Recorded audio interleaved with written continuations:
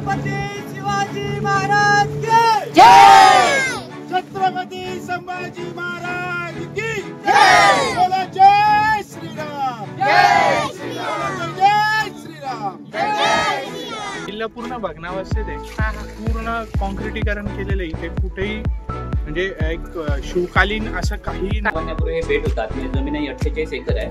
याला कुर्टे नावाचं बेट म्हणत. त्या कुर्टे नावाच्या बेटावर राजाने हा किल्ला बांधून घेतला आणि किल्ला बांधून झाल्यानंतर राजाने किल्ल्याला नाव ठेवलं होतं सिंधुदुर्ग. नमस्कार मित्रांनो, आजच्या नवीन व्लॉगमध्ये तुम्हा सर्वांचं स्वागत आहे. तर आज आम्ही चाललो होतो सिंधुदुर्ग पाहण्यासाठी. त्यापूर्वी आम्ही सकाळी या बीचवरती आलो होतो काहीतरी फोटोशूट करायसाठी. नाश्ता वगैरे करून घेतला.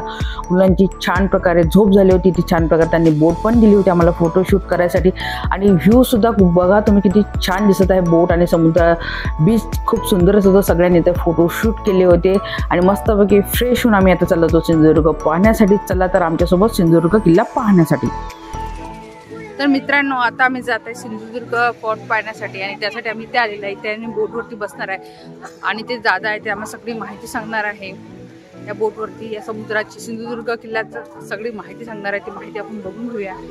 बोटीने प्रवास करण्याआधी ओजस्वी आणि अश्वीला कॅब घ्यायच्या होत्या कारण की ऊन खूप तापत होतं वरतून. त्यामुळे दोघांसाठी कॅब घेतल्या आणि समोर जातानाच तुम्हाला दिसू शकते इथं शॉपिंगचे सुद्धा खूप सारे त्यांनी दुकान लावले होते. इथं असं बीचवरतीच खूप सुंदर असे दुकानं होते. कोणी कपड्याचं लावलं होतं, कोणी कॅबचं होतं. सगळ्याच प्रकारचे असे दुकान इथं लावलेले होते. आता आपण आतमध्ये एंट्री घेतल्यानंतर इथे छत्रपती शिवरायांची मावळे इथे उभे दिसलेले आपल्याला दिसतंय. मित्रांनो, अगदी असं वाटत होतं की आपण कुठल्या तरी रेल्वे स्टेशनवरती आलेलं आहे. आणि इथे घेतलं आम्ही तिकीट होतं. फुल तिकीट 100, हाफ तिकीट 50. आणि इथं ऑनलाईन बंद असल्यामुळे इथं फक्त तुम्हाला कॅश आणावी लागत होती. मुलं सुद्धा खूप एक्साइटमेंट झाले होते. ती सगळ्यांची तिकीटं काढून घेतली होती आणि आता निघालो होतो बोटीच्या वळणाकडे. तिथेच बघू शकता तुम्ही आजूबाजूला सगळ्या बाजूने समुद्र होता आणि आम्ही ते चढणार होतो बोटीमध्ये. त्यासाठी आम्हाला लाईन लागणार होती आणि पटापट आम्ही जात होतो. असं वाटत होतं तिथे अनाऊन्समेंट होत होती. असं वाटत होतं की इथे नुसतं आम्ही आता रेल्वे स्टेशनवरती इथे उभे आहे आणि आता थोड्या वेळाने आमची रेल्वे इथे येणार आहे. अशा प्रकारे आम्ही इथं लाईनवरती उभे राहिलो. त्यांना तिकीट दाखवली. आता आम्ही चढणार आहे बोटीमध्ये. ओजस्वी सोबत याशू सुद्धा खूप एक्साइटमेंट होती की कधी बोटीमध्ये चढणार. तिला काहीच माहित नव्हतं की काय आहे, पण तिला बिचारीला वाटत होतं की चला आपल्याला कॅब वगैरे घातली तर चला आपण काहीतरी नवीन गोष्टी इथं बघणार आहोत. म्हणून मुलं सुद्धा खूप खुश होती. आणि अशा प्रकारे आम्ही बोटीमध्ये इथं चढलेला आहे, बोटीमध्ये बसलेला आहे आणि बोटीमध्ये खूप मजा आली. मित्रांनो, बोटीमध्ये बसून खूप सारे लोक होते आणि बोटीवाल्याची कमाल. इतक्या लोकांना हँडल करणं खूप जोखमीचं काम असतं मित्रांनो. आणि तिथं आम्ही बोटमध्ये बसलो होतो आणि सगळ्यांनी लाईफ प्रूफ जॅकेट सुद्धा घातली होती.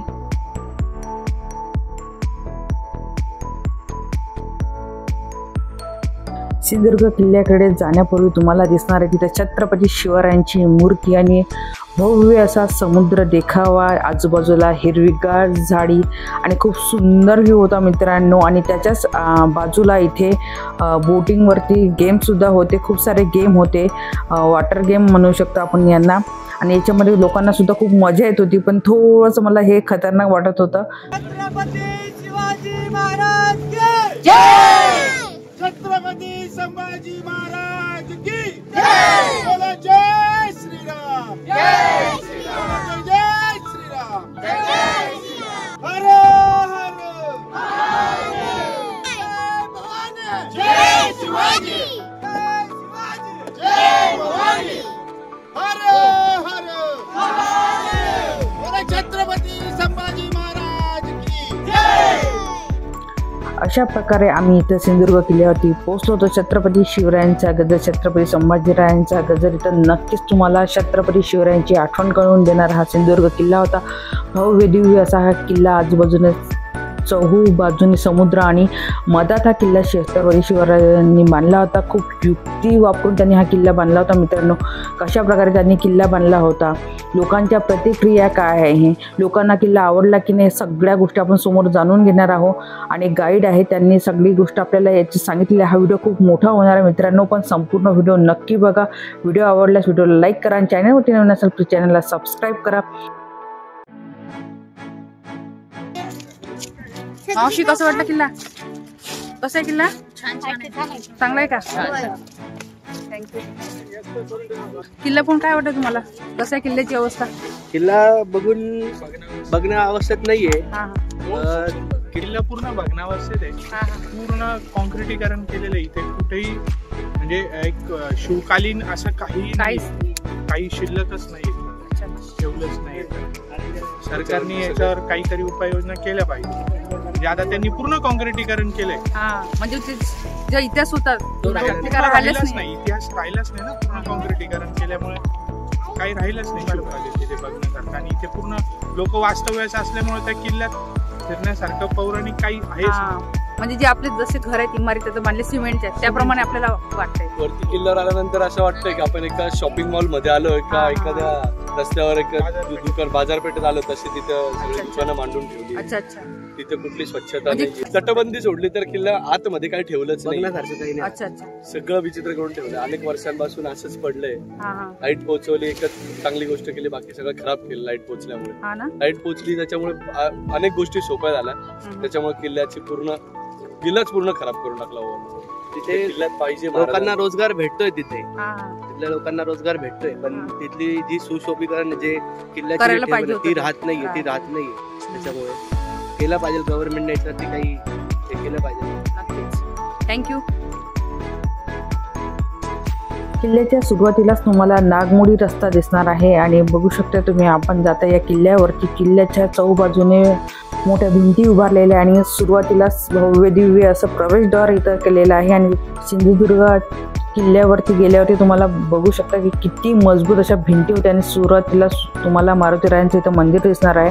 आता मग गाईडकडून जाणून घेणार संपूर्ण किल्ल्याचा इतिहास कशा प्रकारे होता ते आपल्याला गाईड करणार आहेत. तर तुम्ही आला त्या किल्ल्याचं नाव आहे सिंधुदुर्ग. त्यापैकी सिंधू म्हणजे समुद्र आणि दुर्ग म्हणजे जो किल्ला पाण्यात बांधतात त्याला दुर्ग म्हणतात. हा जो किल्ला आपल्या छत्रपती शिवाजी महाराजांनी नवीन बांधला किल्ला. हा किल्ला बांधण्यापूर्वी हे बेट होतात. म्हणजे जमीन 48 एकर आहे. याला कुरटे नावाचं बेट म्हणत. त्या कुरटे नावाच्या बेटावर राजाने हा किल्ला बांधून घेतला आणि किल्ला बांधून झाल्यानंतर राजाने किल्ल्याला नाव ठेवलं तर सिंधुदुर्ग. तर संपूर्ण किल्ल्याला हे एकच प्रवेशद्वार आहे जिथून आपण आतमध्ये प्रवेश करतो. ते प्रवेशद्वार कसं बघा, दरवाजा थोडा आतमध्ये आहे. बाहेर त्याला असं नागमोडी वळण आहे बघा. तुम्ही टर्न म्हणून आतमध्ये आलात बघा. हे टर्न कशासाठी बनवलं गेलं तर पूर्वी जेव्हा लढाई व्हायची ना, शत्रू लोक काय करायचे, किल्ल्याच्या दरवाजे ब्रेक करायला हत्ती यूज करायचे किंवा लाकडाचा हुंका यूज करायचे. हत्ती किंवा लाकडाचा हुंका सरळ दरवाजाकडे धावत आला तरच दरवाजा ब्रेक करून आतमध्ये येऊ शकतो. पण दरवाजाकडे नागमोडी टर्न झालं की हत्तीला स्पीडमध्ये दरवाजाकडे धावता येत नाही. म्हणून राजांनी त्या दरवाजाकडे वळण बनवून घेतलंय जेणेकरून शत्रूंनी हत्तीहून हा दरवाजा ब्रेक करू नये. आता इथे समुद्रामध्ये हत्ती कसा येतो, तिकडे समुद्राला हाय टाईड आणि लो टाईड असतो. आणि ज्या दिवशी अमावास्या आणि पौर्णिमा असते ना त्या संध्याकाळी पूर्ण लो टाईड होतो आणि चालत यायला मिळते किल्ल्यामध्ये आजही. दर अमावास्याला दर पौर्णिमे संध्याकाळी 6-6:30 वाजता या ना मध्ये पाणी पूर्ण सुकलेलं दिसतं आणि समोर दांडी बीच आहे. त्या दांडी बीचनं किल्ल्यात चालता येतं. आणि तसं लो टाईडला सगळ्या किल्ल्यावर हत्ती चालत आणू शकत होता. म्हणजे राजांच्या दरबारात टर्न दिलेलं आहे. आता टर्न एरिया बघा असं राईट साईडने बघा. तुम्ही असं उजव्या साईडून आतमध्ये आलात बघा. राईट साईडने कशाला बनवलं तर कधी लढाईचा प्रसंग आला, शत्रू लोक किल्ल्यावर चाल करून आली की आपले जे मराठी मावळे दरवाजा उघडून बाहेर पडणार किल्ल्याच्या, दरवाजा बाहेर गेल्यानंतर लढाई स्टार्ट करताना आपल्या राईट हँडमध्ये तलवार पकडून शत्रूवरती वार करणार. मग त्यानं उजव्या साईडने तलवार एक मोठा पेस मिळावा म्हणून राजांनी राईट साईडने ओपन ठेवलं आतमध्ये यायला. तर समजा लेफ्ट साईडने ठेवलं असतं की ते आपल्या लोकांना असं युद्ध करावं लागलं असतं आणि आपले लोक लढाईमध्ये हरून घेत असते. वळण असं आहे बघा की तिकडे येणारा रस्ता आहे तो छोटा गल्लीसारखा रस्ता आहे आणि हा बाहेर पडणारा रस्ता मोठा आहे बघा. कारण शत्रू याचे ना ते नेहमी 1000 रुपये सुट्टी द्यायचे आणि गडावर मावळे किती 200 नाही तर 300. राजांचे माणसं कमी असायची. येणारा मार्ग छोटा बनवल्यामुळे काय होतं, शत्रूचे सगळे एकदम येऊ शकत नव्हते. समजा त्यांचे 5-6 लोक तिकडनं आले तर हा पेस मोठा असल्याने कारण नक्की आपले 10-12 लोक इथे तलवार उभे राहणार आणि येणाऱ्या शत्रूच्या 5-6 लोकांचे तलवारने कापून टाकणार. त्यांनी काय होणार, शत्रूची लोक कमी होत जाणार आणि आपले लोक तेवढीच राहणार. म्हणजे कमी लोकांमध्ये जास्त लोकांची लढाई करता यावी ना, त्यासाठी राजांनी तसा भाग बनवला. येणारा मार्ग छोटा ठेवला की शत्रूची माणसं कमी संख्येने लढायला आतमध्ये यावी आणि बाहेर पण जागा मोठी ठेवली की आपल्या लोकांना लढायला जास्त पेस राहावा. समजा ह्याच्या उलट झालं की शत्रूच्या 5-6 लोकांनी आमच्या सगळ्या लोकांच्या तलवारीने मारून टाकलं आणि त्यांनी दरवाजे करून आतमध्ये शिरण्याचा प्रयत्न केला तर त्या शत्रूच्या अंगावरती बॉइलिंग होत नाही आणि वरती होल लावले. भिंतीला होल दिसायला बघा बाहेरच्या दिशेने. त्यासाठी होते की शत्रू जर जवळ येऊन पोचला तर ते बॉइलिंग वाल म्हणून बॉइलिंग वाल ओतलं जायचं. त्याने काय होणार, या भिंती खालपर्यंत तेलकट होऊन जायच्या आणि भिंती तेलकट झाल्यामुळे शत्रूला वर जायला ग्रीप मिळत नव्हती. म्हणजे शत्रू जवळ येऊन पोचला तरी तो भिंतीवर चढून येऊ नये की दरवाजाच्या आतमध्ये प्रवेश करू नये. मग दरवाजाकडे 3 होल ठेवलेले आहेत आणि बाकी साईडने सगळीकडे होल बनवून आपल्याला बघायला मिळतात. किंवा दरवाजासमोर ही दगडाची भिंत म्हणून हे वळण ठेवलंय बघा. त्या भिंत कशासाठी बनवली तर शत्रूंनी बाहेरून तोफेने हल्ला केला तर तोफेचे जे लोखंडाचे गोळे येणार ते भिंत असल्याचे गोळे पलीकडे अडकणार आणि दरवाजा सुरक्षित राहणार. म्हणजे तोफेचा डायरेक्ट मला दरवाजातून हा दरवाजा तुटला जाऊ नये म्हणून राजांनी दरवाजासमोर तो दगडाचा बुरुज बनवलेला आहे. आता हा जो किल्ल्याचा दरवाजा आहे, हा किल्ला बांधला तिथपासून आजपर्यंत तोच दरवाजा असून तो एकदाही बदलला गेला नाही. राजाने पासून घेतलेला तोच दरवाजा आहे. हा दरवाजा सातवाहनाकडे बसून त्यावेळी बनवून घेतलेला आहे. 354 वर्ष येऊन गेलेली आहे. हा दरवाजा सकाळी सूर्योदयाला उघडतात आणि संध्याकाळी सूर्यास्ताला दरवाजा क्लोज केला जातो.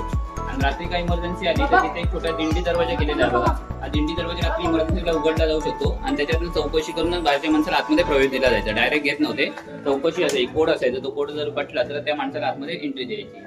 दरवाजा आतमधली जागा ही दरवाजे पहारेगीर यायचे, त्यांना जागा बांधलेली, त्याला मराठीमध्ये देवड्या असं म्हणायचे. आणि दरवाजाकडे हनुमानची मूर्ती देखील राजांनी बसून घेतलेली. हनुमानाला आपण शक्तीचं रूप मानतो.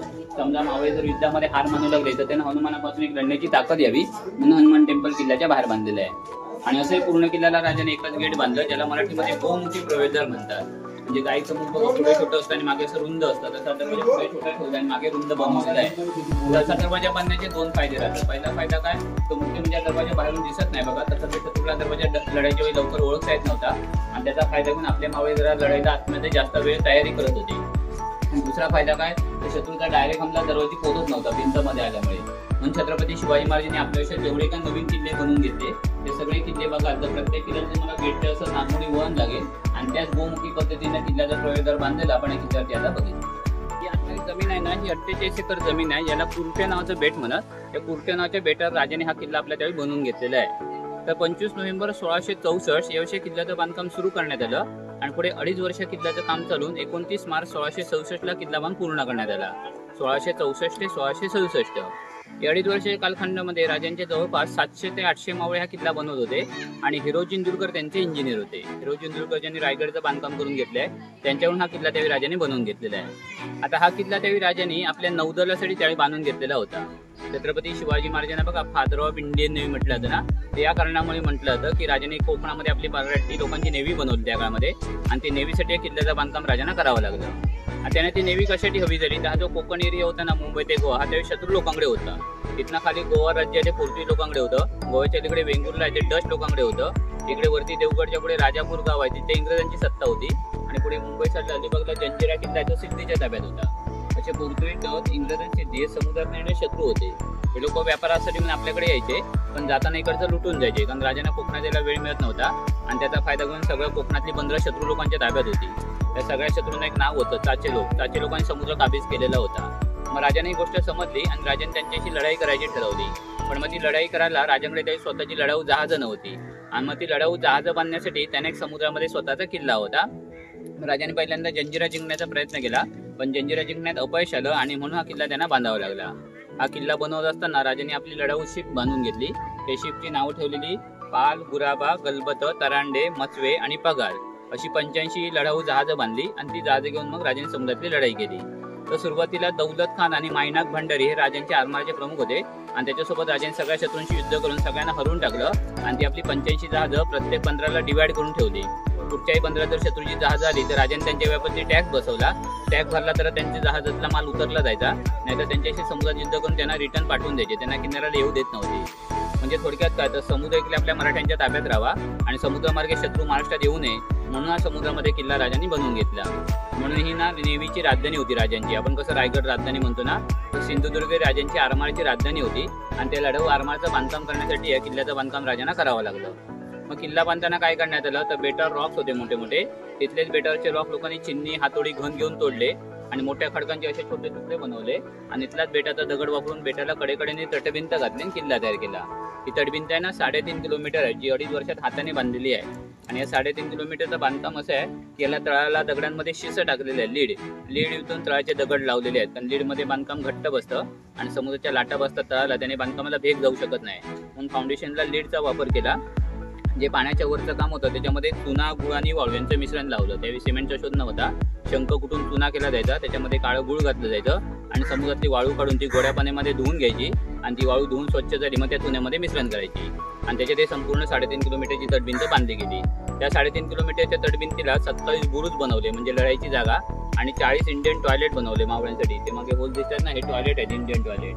आता इंडियन टॉयलेट कशाला बनवावे लागले, तर पूर्वी लोक उघड्या टॉयलेटला बसायचे आणि त्यांनी रोगराई व्हायची आणि त्याच्यामुळे आपले सैनिक मरून जायचे. मग आपले सैन्य बिना लढाईचं मरून गेलं तर दुसरा सैनिक पाठवावे लागतील ना, आणि राजांकडे सैनिक माणसं कमी असायची म्हणून आपल्या सैनिकांचं आरोग्य चांगलं राहावं म्हणून राजाने भिंतींना टॉयलेट बनवलेले आहे. तर असा संपूर्ण किल्ला बांधायला त्यावेळी राजांना जवळपास 1 कोटी सुवर्ण होऊन इतका खर्च आला.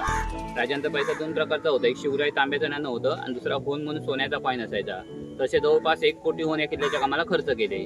आणि ज्यावेळी किल्ल्याचं बांधकाम कंप्लीट झालं त्याच्यानंतर राजाने काय केलं, जे 700-800 माणसं कामाला पाठवली त्याच्यातले निवडक 200 मावळ्यांना इथे लढाईसाठी ठेवण्यात आलं. जर शत्रू आला तर किल्ला जिंकता नाही शत्रूने, म्हणून 200 सैनिकाची फौज ठेवण्यात आली आणि बाकी लोकांना राजा जाताना घेऊन गेले. तर आज या किल्ल्यात आम्ही राहतो. इथे आमची घरं आहे जी तुम्हाला पुढे गेल्यावर बघायला मिळतात आणि आमची सैनिकांची 10th जनरेशन आता इथे चालू आहे. 350 होऊन गेली या किल्ल्याला आणि आम्ही राहतो त्या मावळ्यांचे 10वे वंशज आहे. तर ही जागा आहे ना, ही राजाने आम्हाला त्यावेळी राहायला दिलेली जागा. ही जागा आमच्या नावावर आहे पण ती दानपात्र जागा आहे, ती आम्ही कोणाला विकू शकत नाही. पूर्वीचे लोक आमचे लढाईचं काम करायचे, त्यांना राजा तिकडनं पगार पाठवायचे, त्याला मराठीमध्ये तनखा म्हटलं जायचे. तनखे होते आमच्या पूर्वजांना. पुढे मग भारत स्वतंत्र झाला तर इंदिरा गांधी संस्थान प्रकार भारतातला बंद केला. संस्थानं बंद झाल्यामुळे आमच्या लोकांना गव्हर्नमेंटचे पगार बंद झाले आणि मग बरेचसे लोक मुंबईला कामाला निघून गेली. मग त्याच्याने वस्ती इथली कमी झाली आणि आता या किल्ल्यावर आम्ही 18 कुटुंब त्या मावळ्यांची राहतो. त्या 18 कुटुंबामध्ये 2 मुस्लिम कुटुंब आहेत आणि 16 हिंदू फॅमिली आहे. मुस्लिम कशाला तर ते सुद्धा राजांच्या सैन्यात होते, दौलत खानना ते त्यांच्यावेळी ते सैन्यात कामाला होते. तर त्यांच्यापैकी 2 फॅमिली राहतात. त्याचं एकाचं आडनाव शेख म्हणून, एकाचं आहे मुजावर म्हणून. आणि आम्ही सकपाळ, सावंत, भोसले, फाटक, चव्हाण, कदम, जाधव, वांगणकर, भोसले आणि पाडावे अशी ती मराठ्यांची 15-16 कुटुंब आहेत. आताच्याकडे साधारण 70 ते 80 मावळ्यांची वस्ती किल्ल्यात राहते आणि तेच लोक किल्ला आता सध्या सांभाळतात. एक गट ग्रामपंचायत त्याच्यामध्ये आतला कारभार सांभाळतात आणि तट भिंत ती पुरातत्व खात्याकडे, त्याच्यामध्ये ते ASIच्या अंडर आहे. आता हा किल्ला बांधत असताना ना राजे मध्यंतरी आग्र्याला अटक होते 1665ला आणि राजे अटकेत पडल्यामुळे काय आलं, राजे किल्ला बांधायला पैसे पाठवायचे ना, ते पैशाचे थांबले होते. मग त्यांचे जे इंजिनियर होते हिरो जिंतूरकर, त्यांनी काय केलं, आपल्याकडचं सगळं विकून टाकलं, घर, वाडा, जमीन वगैरे, आणि त्याच्यातनं जो पैसा आला त्या पैशातनं शिस्त विकत घेऊन पुन्हा किल्ल्याचं बंद पडलेलं काम चालू करून घेतलं. महाराजांची ज्यावेळी आग्रह सुटका झाली त्यावेळी त्यांना कळलं की त्यांनी आपल्या संपत्तीने काम केलं आहे, त्यावेळी राजाने त्याला त्याची सगळी संपत्ती परत देऊ केली. पण त्यावेळी त्यांनी संपत्ती रूपात राजाकडून पैसे न घेता राजाकडून काय मागून घेतलं तर त्यांनी राजांकडून बक्षीस रूपात फक्त राजांच्या पायाचा आणि हाताचा ठसा मागून घेतलेला आहे. म्हणून या किल्ल्यावर आपल्याला आजही बघायला मिळतो प्रत्यक्ष राजांच्या डाव्या पायाचा ठसा आहे आणि उजव्या हाताचा ठसा आहे. आता तो त्यांनी कशासाठी मागितला की हे जे राजांनी सैनिक ठेवले ना लढायला, तर त्यांनी असा विचार केला की समजा एखाद्या लढाईच्या वेळी राजाने इकडे यायला मिळालं नाही आणि या सैनिकांना सेनापतीसोबतच निघावं लागलं लढायला, ते लोक युद्धाला निघण्यापूर्वी राजांच्या पायाचं दर्शन करून जावे. आपण कसं एखाद्या मोठ्या कामाला तर मोठ्या लोकांचे आशीर्वाद घेऊन बाहेर पडतो तसं. म्हणजे ते राजाने किल्ल्याचा पहिला दगड बसवलेला, त्या ठिकाणी ओल्या चुन्याचा ढीग केला आणि एका चुन्याच्या ढिगावरती राजांचं डावं पाऊल उमटून घेतलं आणि एका चुन्याच्या ढिगावरती राजांचा उजवा उमटून घेतला आणि त्या दोन्ही मंदिराला दोन्ही ठशांना 2 मंदिरं बनवली आणि त्या मंदिरात ते जतन करून ठेवले म्हणून ते आपल्याला बघायला मिळतात. पायऱ्यांवरती चढल्यानंतर तुम्हाला एका साईडने छत्रपती शिवरायांचा पायाचा ठसा दिसेल आणि एका साईडने वरती गेल्यानंतर तुम्हाला तिथे उजव्या हाताचा छापा दिसेल. तिथे लवकर दिसत नव्हतं पण व्यवस्थित जर तिथे पाहिलं तर त्याच्यावरती नक्कीच तुम्हाला त्याचा ठसा इथे दिसणार आहे. हे बघा इथे देवळासारखे इथं बांधून ठेवलं आहे आणि इथे छत्रपती शिवरायांच्या डाव्या पायाचा ठसा इथे त्यांनी दिलेला आहे. त्यासाठी लोक तिथे जमले होते आणि त्याचा व्हिडिओ काढत होते आणि वरच्या साईडने तुम्हाला इथे दिसणार आहे. हे बघा इथं छत्रपती शिवरायांच्या हाताचा ठसा तुम्हाला दिसेल. हे बघा खालच्या साईडने सिमेंटवरती तुम्हाला ठसा दिसणार आहे.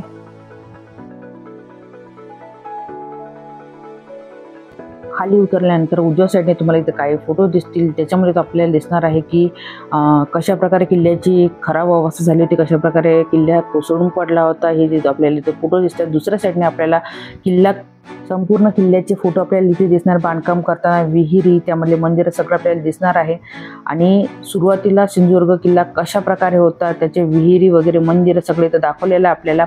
आणि या साईडनं होता संपूर्ण किल्ल्याचा मॅप. समोरती तुम्हाला काही दुकानं दिसतील, त्याच्यामध्ये थंडगार खाण्याचे पदार्थ तुम्हाला इथे मिळू शकतात. नारळ, केळी आणि सुपारी या झाडांसाठी फांद्या फुटत नाही. त्या किल्ल्याला ते युनिक झाड होतं, ज्याला वरती नॅचरल ब्रँच आली आणि दोन्ही साईडला नारळ धरायचे. खूप वर्ष झाड होतं. मग इकडे कसं पावसात विजा पडतात, नेमकं 1 वर्ष त्याच्यावर वीज पडले ते झाड म्हणजे आता झाड नाही आहे. तर मी ते गेटच्या जवळ होते, बाजूला तिकीट घेतले ना, तिथे ते झाड होतं, ते आता पडल्यामुळे आपल्याला बघायला मिळतं. समुद्रामध्ये जे गेट होतं तिथल्या जवळपास 3.5 किलोमीटर भिंत बांधली किल्ला हे आपलं गेट होतं आणि पुन्हा पण आता मंदिराकडे आलेलं आहे. आता किल्ला ज्याने बनवला हिरो जिंतूरकर त्याने असा बांधला बघा. उजवीची भिंत ना त्यांनी सरळ रेषेमध्ये बनवलेली आहे, तुम्ही कदाचित बोटीतनं बघितलं असेल. आणि जी बॅक साईडची भिंत आहे ना त्यांना असं झिकझॅक आहे बघा. ते कशाला असं बॅक साईडने लाटा बसतात भिंतीवरती. झिकझॅक केल्याने काय होतं, त्याला यू टर्न तयार होतं बघा. यू झालेलं आहे बघा. आणि ते यू झाल्यामुळे काय होतं, बाहेर ज्या समजा ते लाटा बसतात ना ते टर्नवर कुठून डिवाइड होतात आपटल्यावर आणि त्याचं स्पीड कमी होतं आपटल्याचं. भिंतीनं ब्रेक करू शकत नाही त्याचा. समजा ही जर भिंत तिने अशी बनवते सर्व याच्यावरती तर लाटा डायरेक्ट येऊन धडकल्या असतात आणि काही वर्षांची भिंत ब्रेक होऊन कोसळली असते. त्याने बाहेरच्या दिशेला यू टर्न ठेवलं, त्याच्यामुळे लाटा आधीही डिवाइड स्पीड कमी होतो आणि ती भिंत आधीही सापडून राहिलेली आहे. आणि भिंत बनवताना हे स्पॉट दिसतात ना, हे खडक आहे चारी बाजू थोडे बाहेर ठेवलेले. कशाला तुझी जहाज समजत नाही, जहाज या रॉकला अडकली जाणार. ते जहाज इकडे अडकल्यामुळे त्यांची टोप्यांचे पण आपल्याकडे पोहोचत नाही, कारण ते लांब उभी राहतात. आणि आपले हे जे क्रूज आहे ते थोडे उंच बांधून घेतलेले आहे. आपण जे कुठून पोट चालवतं ते आपल्या छोटे लोक लांबपर्यंत जाते. आपले छोटे लोक लांब केल्यामुळे शत्रू जहाज एकदम मागे सरकतात नाही तर ते टोप्याच्या रेंजला फुटून जाऊ शकतात. त्यांनी काय केलं, बॅक साईडला थोड्या आयलंडला बाहेर ठेवलं, थोडी आतमध्ये भिंत बनवून घेतली. त्याने काय झालं, शत्रूचे टोप्याचे मारे पण आपल्याला जाऊन भिंत तुटली नाही आणि समोरच्या लाटाने पण कधी भिंत तुटली नाही. तर ते डोकं लावून बांधकाम केल्यामुळे नक्कीच आपल्याला आदेश शाबूत लागला. पहिल्यांदाच आपल्याला छत्रपती शिवरायांचं मंदिर इथे दिसणार आहे. हो मित्रांनो, सिंधुदुर्ग किल्ल्यावरती छत्रपती शिवरायांचं मंदिर इथे तुम्हाला दिसणार आहे. झाला राजांकडून तिथपासून 1680 पर्यंत तो किल्ला राजाने सांभाळला. 1680 ला राजांचं निधन झालं आणि मग हा किल्ला त्यांचा 2 नंबरचा पुत्र राजाराम महाराज त्यांच्याकडे हा किल्ला गेला. संभाजी महाराजांनी यायला वेळ मिळाला नाही आणि त्या राजाराम महाराजांनी किल्ला आपल्या ताब्यात आल्यानंतर काय केलं, या ठिकाणी ना छत्रपती शिवाजी महाराजांचं मंदिर बांधलेलं आहे. आपण कुठेही फिरताना राजांचे पुतळे बघतो बघा शिवाजी महाराजांचे, त्या किल्ल्यात शिवाजी महाराजांचं एकमेव मंदिर आहे. आत्महत्या त्यांनी राजांची मूर्ती 1695 मध्ये बसवलेली आहे. त्या मूर्तीच्या पुढे एक तलवार आहे, जी जगदंबा तलवार होती ना, तिची प्रतिकृती ठेवण्यात आलेली आहे. तर राजांनी आपल्या अशा 3 तलवार यूज केलेल्या आहे. एक होती भवानी तलवार, एक होती जगदंबा तलवार आणि एक होती तुळजा तलवार. तर पहिली जी भवानी तलवार आहे ना, ती आता राजांची 13वी पिढी उदयसिंग राजे भोसले साताऱ्याला खासदार आहे, तर त्यांच्याकडे पहिली तलवार आहे भवानी तलवार.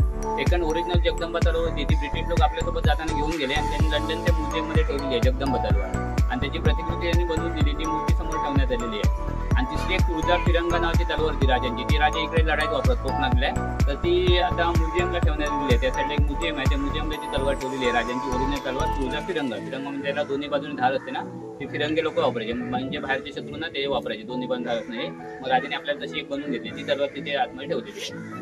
बाजूला तिथे एक नगारखाना आहे, जिथे आजही सकाळी संध्याकाळी 2 वेळा नगारा वाजवला जातो आणि मग राजांच्या पूजेला सुरुवात होते.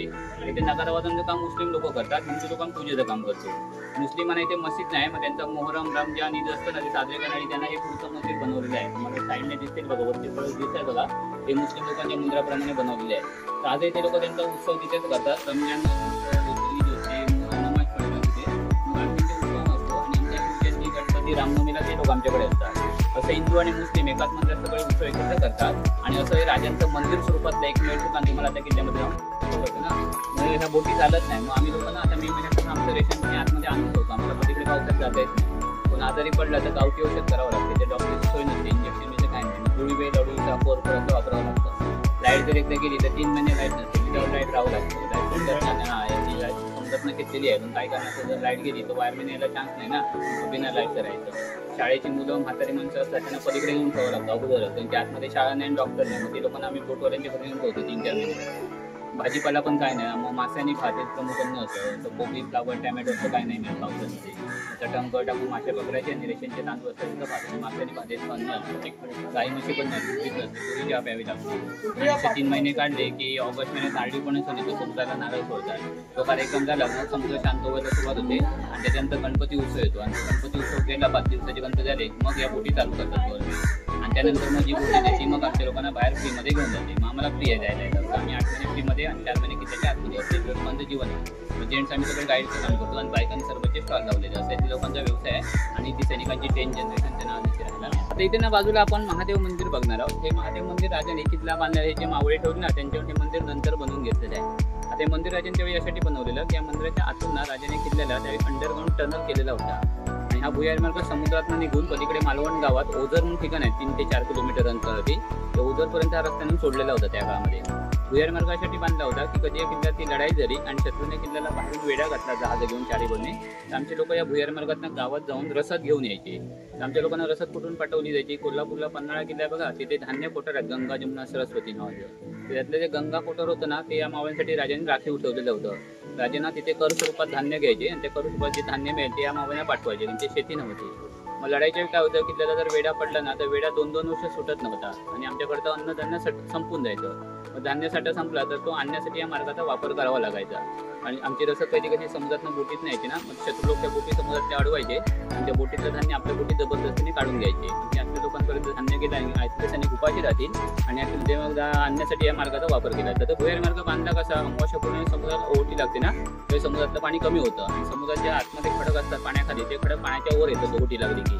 मध्ये खडक पाण्याच्या वर आलेले असले की त्यातल्या मोठ्या खडकांना मधोमध घेऊन चिमणी हातून पोखरायचं आणि खडक पोखरून तो रस्ता केला जायचा. सेम जसा रेल्वेचा बोगदा असतो ना डोंगर पोखरून, तसं 300 वर्षापूर्वी समुद्रातले खडक पोखरले आहेत आणि त्याच्यातनं ती वाट बांधत गावापर्यंत पूर्ण केलेली आहे. वाट बांधून झाल्यानंतर ते शत्रूला ओळख देऊ नये म्हणून त्याला बाहेरून मंदिराचं रूप दिलेलं होतं. समजा चुकून जर शत्रूने किल्ला जिंकला तर शत्रू होते ते मुस्लिम होते ना, ते आपल्या हिंदूंच्या टेम्पलला जायचे नाही ना, मग तो शत्रूला मार्ग ओळख देऊ नये राजाने त्याला बाहेरून मंदिर दाखवलं आणि मंदिराच्या आतमध्ये चौकोनी विहीर करून ते विहिरीतून तो रस्ता बनवून घेतलेला होता. महाराष्ट्रापूर्वी चालू होता. आमचे लोक त्याला पावसात यूज करायचे. मी सांगितलं ना पावसाळ्यात किल्ला बनतो, त्यावेळी पूर्वीच्या काळात आमचे लोक याच्यातनं ये जा करत होते. पुढे मग काय झालं, 1812ला ब्रिटिशांनी हा किल्ला लढाईत जिंकला आणि ब्रिटिश गव्हर्नमेंटने आपल्या कारकीर्दीत ती वाट दगड लावून बंद केली आणि मग तिथून बंद आहे ती आतापर्यंत बंद आहे. कारण ब्रिटिश भारत सोडून गेल्यानंतर पुरातत्व खातं तयार झालं आणि पुरातत्व खात्याचा नियम काय राहिला की जे जुनं आहे ते जुनंच राहिलं पाहिजे, त्याच्यात हस्तक्षेप होता का म्हणजे त्यांनी त्याचे दगड लावलेले होते 1812 ते तसेच ठेवलेले आहेत. डोंगरात उतरलेले आहे जागा त्याला त्या विहिरीला स्टेप ठेवलेले आहे उतरायला. त्या टेप उतरून माणूस त्या विहिरीत उतरला की समोर त्याला एंट्री आहे खालच्या दिशेला, त्या एंट्रीमध्ये घुसलं की असं राईट टर्न म्हणून इकडे जायचं होतं. मग कधी जायचं असेल तर इंजिनने काय केलं, त्या विहिरीच्या वरती डाव्या साईडला ना 2 होल केलेत खडकांना. त्या 2 होलमध्ये 2 मशाली ठेवल्या होत्या मावळ्यांच्या. कधी जायचं झालं ते 2 मशाली पेटवायच्या आणि दोघे मावळे त्या पेटत्या मशाली घेऊन आधी त्या भुयारात मालवणला जाऊन यायचे आणि त्यांनी जर रिटर्न लोकांना उतरायला सांगितलं तरच मग बाकीचे सैनिक उतरून ते सामान आणायला जात असत. तर मशाली पेटून चालण्याचे 2 फायदे असायचे. पहिला फायदा काय, तर मशाली पेटून चालल्यामुळे आतल्या वाटा दिसायच्या आणि दुसरा फायदा काय, तर समजा त्या मशाली पुढे जाऊन त्या गुहेला आतमध्ये विजू लागल्या समुद्रात तर त्या गुहेला आतमध्ये पुढे ऑक्सिजनची कमतरता आहे, आपले लोक गुदमरून मरणार असं समजून अगोदर सगळ्यांनी रिटर्न यायचं. आणि जर त्या मशाली आतमध्ये पेटते आहेत तर त्या गुहेला ऑक्सिजन पुरवठा व्यवस्थित आहे, आपण एवढं समुद्र पार करून पलीकडे बाहेर पडणार असं समजून त्या मशालवाल्यांच्या मागून जायचं.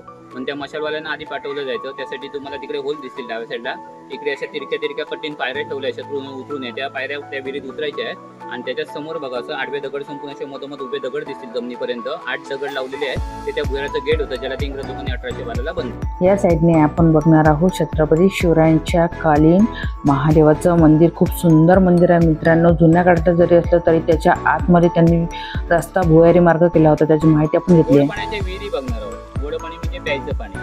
तर किल्ल्याला बघा बाहेरून समुद्र आहे बघा, चारी बाजूने म्हणजे कसं आहे खारट पाणी आहे बघा आणि चारी बाजूने खारट पाणी समुद्र असताना आतमध्ये किल्ल्यात गोड पाणी आहे. सुद्धा किल्ल्याचं वैशिष्ट्य आहे. तर राजांच्या वेळी हे बेट पसंत केलं ना, राजाने हे 82-83 बेट पसंत केलेलं आहे समुद्रात. खूप बेट आहे समुद्रामध्ये. मग राजाने हे बेट पसंत केलं. मग इंजिनियर सांगितलं पहिलं पाणी शोध आणि ज्यावेळी पाणी मिळालं ते यूज करून मग किल्ल्याच्या कामाला सुरुवात करण्यात आली. कारण एक तर बांधकामाला सुद्धा गोड पाणी पाहिजे होतं आणि जे सैनिक काम करणार ते पण थकल्यानंतर प्यायला पाणी पाहिजे. मग पहिलं पाण्याचा शोध लावून काढलेला आहे मग किल्ला बनवायला घेतलेला आहे. आता बाहेरून चारी बाजूने समुद्र असताना मधून गोड पाणी मिळवणं हे सुद्धा एक कठीण काम होतं. मग त्या इंजिनियर डोकं काय लावलं तर बेटाचा जरा मध्यभाग निवडला. चारी बेट थोडं समान भाग ठेवल्यानंतर मध्यभाग बेटाचा निवडला आणि मध्यभागामध्ये जमिनीवर खडक होता. तो जमिनीवरचा खडक त्यांनी तोडून ते दगड बांधकामाला लावले आणि हा जो जमिनीवर असं सपाट खडक राहिला ना, त्या जमिनीवरच्या खडकाला त्यांनी मधोमध घेऊन असं पोखरलं. एवढा तो जमिनीत खडक होता ना सगळं असं पोखरून काढला आणि तो खडक पोखरून त्याच्यामध्ये विहीर बनवलेली आहे चौकोन. तुम्ही आता मध्ये बघितली ना तशी तुम्हाला एक विहीर दाखवणार मी जी खडकात पोखरून काढलेली आहे. आणि ती विहीर पोखरून काढल्यानंतर काय केलं, त्याला थोडी जागा करून ना दुसऱ्या दगडाने स्क्वेअर प्रमाणे आकार दिलेला आहे. स्क्वेअर दिसतो आपल्याला मोठा मध्ये विहीर दिसते. मग तो दगडांचा स्क्वेअर बांधून घेतल्याने काय होऊ लागलं की दरवर्षी पाऊस सुरू झाला की पावसाचं पाणी त्या स्क्वेअरला मोठ्या अडून तो स्क्वेअर तलावासारखा भरला जायचा आणि त्या स्क्वेअरला भरलेलं पाणी मध्ये तो खडक जमिनीत पोखरलेला आहे. त्या पोखरल्या खडकात जमिनीत खाली उतरायचं आणि ते खडकात खाली जाऊन थांबल्यामुळे तिथे त्या विहिरींना गोडा पाण्याचा पुरवठा व्हायचा. म्हणजे थोडक्यात काय तर रेन वॉटर हार्वेस्टिंग ही कल्पना त्यावेळी अंमलात आणलेली आहे. पाणी अडवा पाणी जिरवा. या विहिरींना आमच्या झरे नाही खालून, कारण बाहेरून समुद्र आहे ना त्याच्यावर झऱ्याने पाणी येत नाही. ज्यावेळी पाऊस पडतो पावसाचं पाणी मोठ्या चौकोनात अडलं जातं आणि तेच पाणी मधल्या खडकात खाली जाऊन राहतं आणि ते खडकात थांबल्यामुळे तिथे विहिरींना गोडं पाणी तयार होतं आणि पूर्वीचे मावळे हेच पाणी पिऊन गेले. आम्ही पण आता पिण्यासाठी हेच पाणी वापरतो. अशा 3 विहिरी बनवलेल्या, त्यांना 3 नावं ठेवलेली आहेत. त्यांची नावं आहेत दूध बाव, साखर बाव, दही बाव.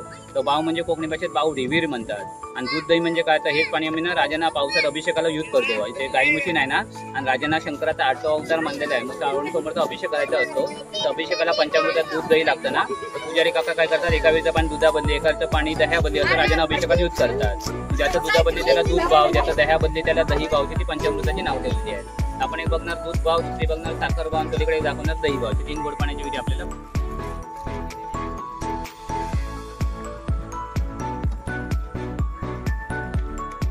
खडक पोखरून त्याची विहीर केलेली आहे. त्या विहिरीला दगडाने चौकोनी आकार घातलेला आहे. पाऊस पडला की चौकोन तो भरतो आणि ते पाणी खडकात खाली जाऊन उतरून तिथे ते पाणी स्टोअर होतं. रेन वॉटर हार्वेस्टिंग त्या काळातली कल्पना आहे.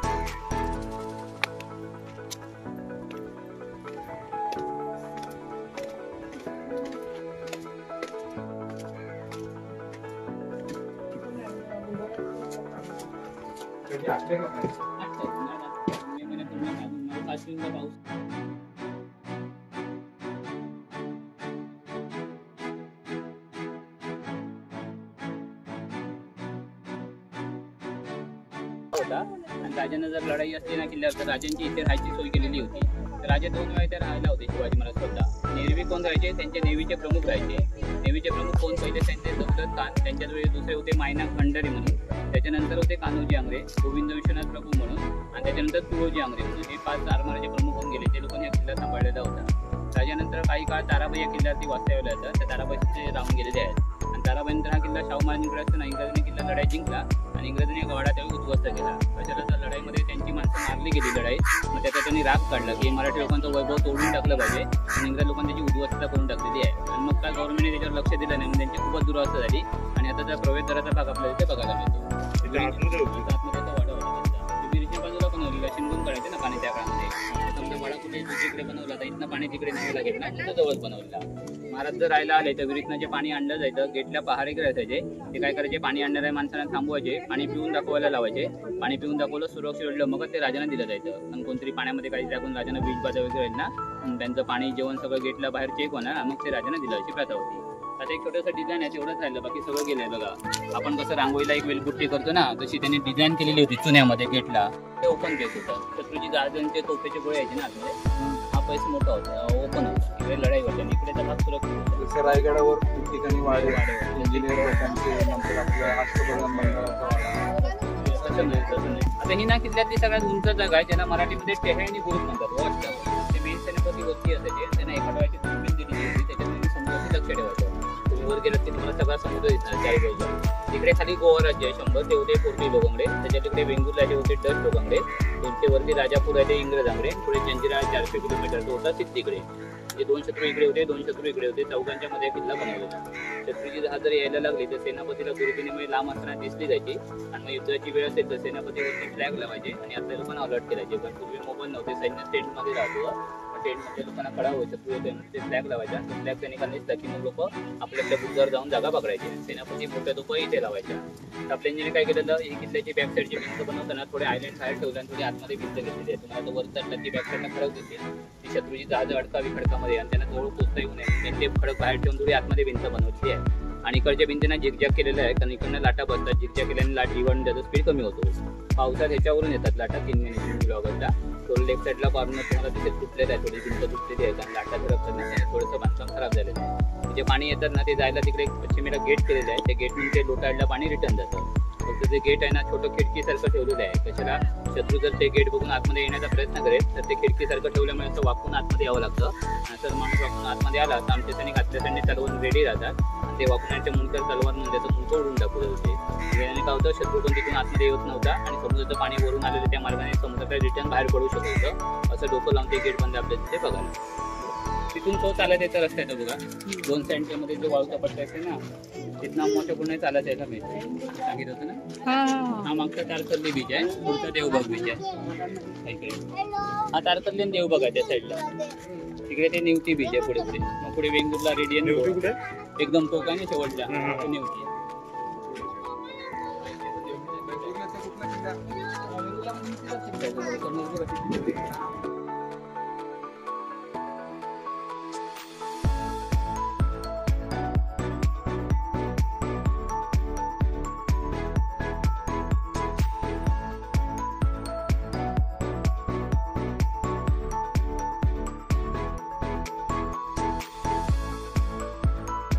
भवानी मातेचं मंदिर आहे. भवानी माता राजांची कुलदैवत होती ना. राजांनी बेटावर पाणी शोधलं. किल्ल्याचं काम चालू करण्यापूर्वी आपल्या देवीची स्थापना केली. देवीचा आशीर्वाद घेऊन मग किल्ल्याचं बांधकाम सुरू केलेलं होतं. देवीचा आम्ही नवरात्रात 9 दिवस उत्सव करतो. हा, आणि एकदा देवीचा आम्हाला गोंधळ करावा लागतो. आम्हाला राजाने गोंधळाची प्रथा चालू केलेली. आम्ही फेब्रुवारीमध्ये इकडे गावात अंगणाची जत्रा लागते ना, तेव्हा मुंबईचे लोक येतात. मग त्यावेळी आम्ही देवीचा मोठा गोंधळाचा कार्यक्रम करतो. मित्रांनो, अशा प्रकारे आपण गाईड काकांकडून संपूर्ण सिंधुदुर्ग किल्ल्याची माहिती बघितली आहे. तुम्हाला आय होप तुम्हाला हा व्हिडिओ नक्की आवडला असेल. व्हिडिओ जरी मोठा झाला असेल तरी आपण संपूर्ण सिंधुदुर्ग किल्ल्याचा इतिहास बघितला आहे. छत्रपती शिवरायांच्या काळातील त्यांच्या कुळातील हे लोक आहे मित्रांनो, आणि हे त्यांचा व्यवसाय ते करत आहे, ते राहत आहे. त्यांना किती साऱ्या अडचणी जातात. त्यांना पिण्याचं पाणी नसतं, त्यांच्या शाळेची जशी सोय नाही आहे, म्हातारी व्यक्ती आहे किंवा लहान मुलं आहे, सगळ्यांचा बंदोबस्त करून किंवा कशा प्रकारे तिथे राहतात त्यांनी सगळी माहिती ते दिली आहे. मित्रांनो, खरेच कौतुक करण्यासारखी गोष्ट आहे मित्रांनो. आणि अशा प्रकारे आमचा हा दिवस खूप छान प्रकारे आमचा दिवस गेला. आता परतीची वेळ आली आहे मित्रांनो. पुन्हा मी बोटीवरती बसलो आहे आणि सिंधुदुर्ग सोडताना खूप वाईट वाटते मित्रांनो की छत्रपती शिवरायांचा हा सिंधुदुर्ग किल्ला खूप छान आम्ही अनुभव घेतला होता इथे, आणि गाईड काकांनी सुद्धा खूप सुंदर प्रकारे इथं माहिती दिली होती. आणि आजचा व्हिडिओ तुम्हाला आवडला असेल तर व्हिडिओला लाईक करा. चॅनलवरती नवीन असेल तर प्लीज चॅनलला सबस्क्राईब करा आणि भेटूया अशाच नवीन व्हिडिओमध्ये. तोपर्यंत धन्यवाद.